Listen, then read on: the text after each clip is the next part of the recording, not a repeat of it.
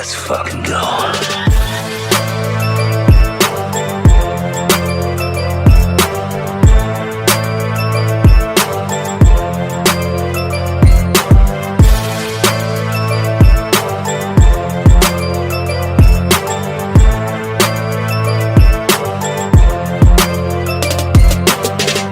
Everybody, welcome to the Comic Movie Show. My name is Deshaun, and today I'm here to talk about this bit of news that came out a while ago, maybe a couple weeks ago, and it kind of went under the radar. But some people talked about it, some people didn't.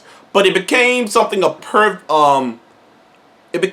very noticeable once I watched episode 8 of Daredevil, Born Again. And once I watched episode 8 of Daredevil, Born Again, and I saw the way I'm kind of reading the tea leaves. I'm kind of reading stuff here, reading stuff there, and I'm kind of zoning in on the fact that it doesn't seem like Daredevil is going to be involved in either of the Avengers movies. Which, granted, that's understandable, but it is becoming a thing. And then when you see the direction they're going in season 2, it does slowly become a thing of where are the Avengers?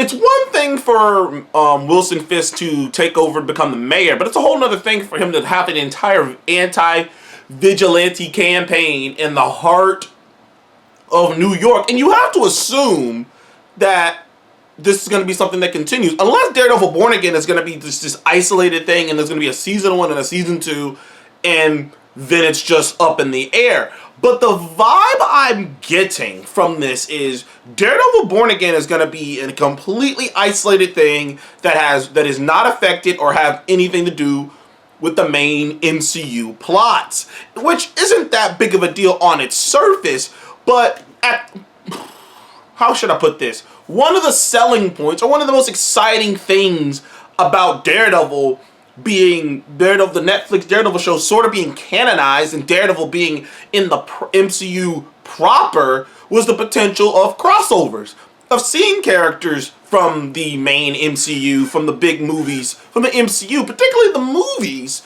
interact with Daredevil. And while I didn't think that Daredevil was going to have his own movie or anything like that, I thought he might appear, and many people did, in a Spider-Man movie, or maybe, I know Daredevil isn't traditionally an Avenger, but it's nothing to say he couldn't become one.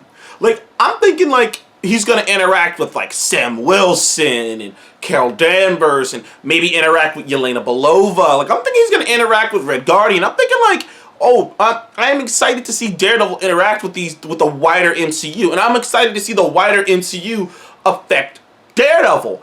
But it seems like they're really leaning in. Even the pre-film stuff, the stuff they filmed before that, looks kind of different, and they decided to bring a new crew to work on the whole entire new season and these last 2 episodes. The last episode comes out tomorrow. Even the crew even the post crew who worked on the original idea for Daredevil Born Again, it felt so isolated from the MCU, and it was something that I noticed while watching the show, but it's something that I particularly noticed in the last episode, is how disconnected from the wider MCU that it feels. And it wouldn't probably have bothered me if it wasn't taking place in New York City, the heart of New York City, where we know there's so many things going on. We know Spider-Man's flying around swinging around out here. We know that just not that long ago, Hawkeye was out here, and you assume maybe Kate Bishop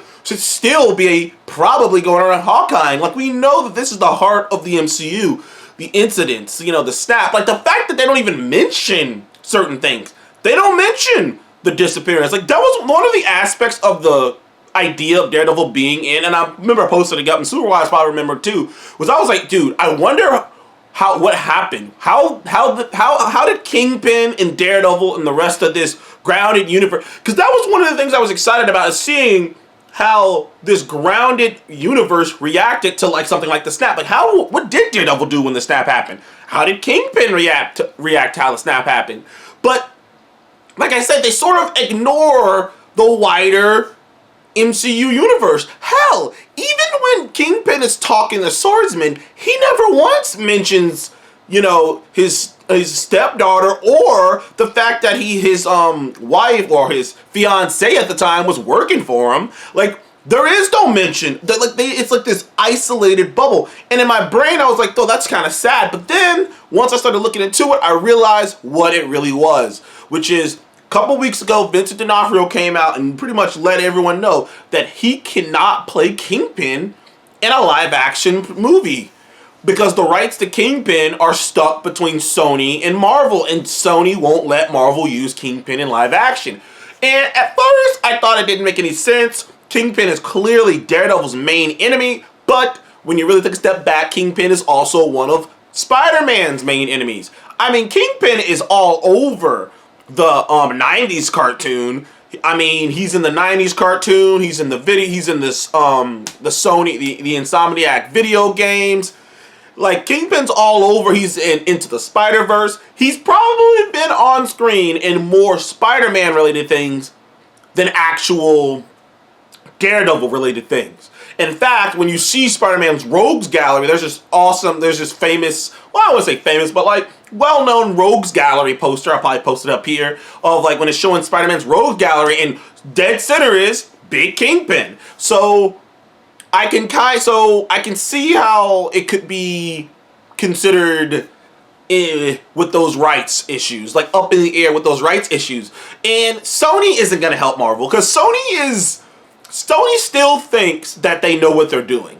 They haven't learned a damn thing from their failures. They still think they know what they're doing. Right now, they're biding their time, waiting for a win so that they can roll out a new idea for some Spider-Man movies. You were like, not that long ago, the fucking CEO or whatever of Sony Entertainment, or the head of Sony Entertainment, literally was like, people just won't give our movies a chance. They're not that bad. Like he was having a fucking temper tantrum. So, of course, Sony isn't going to just let Marvel use the Kingpin on the big screen, which is ridiculous, because where they would use Kingpin is probably in a Spider-Man movie. But it's disheartening knowing that I won't get to see Wilson Fisk, Vincent D'Onofrio's performance of this character, interact with bigger characters. Like, you would think, like, someone like him would bring Sam Wilson into his office, to talk to him. Someone like him would have a face. I mean, Bucky has been confirmed to be running for, what is he running for, to be on the Senate, I think, or something along those lines. You would think it'd be great to see an interaction with Bucky Barnes and Kingpin, Vincent D'Onofrio's, Wilson Fisk. It'd be great to see an appearance from, but there's these characters making cameos on the show. Like, it's just interesting to know that we won't get that the best we're gonna get is Matt Murdock showing up in a Spider-Man project, which, by the way, I think is very potent to point out, because I posted up about it before, talking about how Matt Murdock Daredevil won't probably be allowed to be in any big movie live action show. Movie. And someone pointed out the Spider-Man No Way Home appearance. But notice that I'm 90% sure they never outright call him Matt Murdock. I think they call him I think he calls him Mr. Murdock, and that's about it. Also, he's just Matt Murdock. He wasn't allowed to suit up, and I don't think he will ever be allowed to suit up on the big screen. And it's just kind of a sad thing. I know some people have pointed out that he's never been an Avenger, or he wasn't really big in an Avengers. He's usually kind of a solo guy, and I do get that. I do understand him not being in the Avengers movies, but it is sad to know that he won't be in like a team-up movie. It's sad to know that they can't, like, have the Daredevil show and have the Punisher and have like a Punisher show and have like these grounded shows lead up to a movie, have the movie, and have Kingpin be the main villain of it. They can't do that. They would have to make it a Disney Plus movie, and maybe not as many people are gonna watch that. But the limitations of the Daredevil character and particularly the Kingpin character have kind of been under the radar as why they've kind of gone the way they've gone. It's probably the reason that Kevin Feige changed the script to begin with, because I'll be perfectly honest, the more I saw what they were doing beforehand, I didn't hate it. But if Kevin Feige realized, okay, I can't use Kingpin in the bigger movies, I can't use Daredevil in the bigger movies, I'm gonna just have to tell an isolated story with these characters because I can't use them on the bigger screen. Maybe I'm wrong. Maybe when they come out with Avengers Secret Wars, it'll be revealed that Charlie Cox is here and Vincent D'Onofrio is here. But from the information out there and from the way they're doing the story, because Daredevil Born Again, season 2, I don't think it's gonna be out by the time Doomsday comes out. So essentially, Daredevil Born Again season 2 will be happening at the exact same time of Doomsday. And like I said, and I have my doubts they will even acknowledge it. Like, one of the cooler things about Marvel and DC is when you get to see the effects of the bigger conflicts on the smaller characters.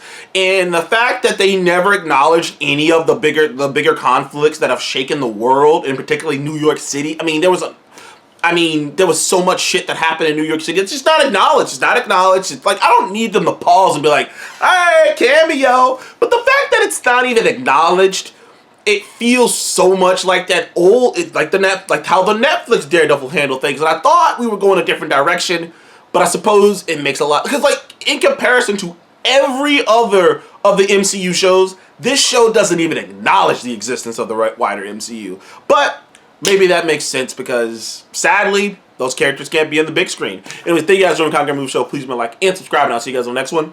Goodbye.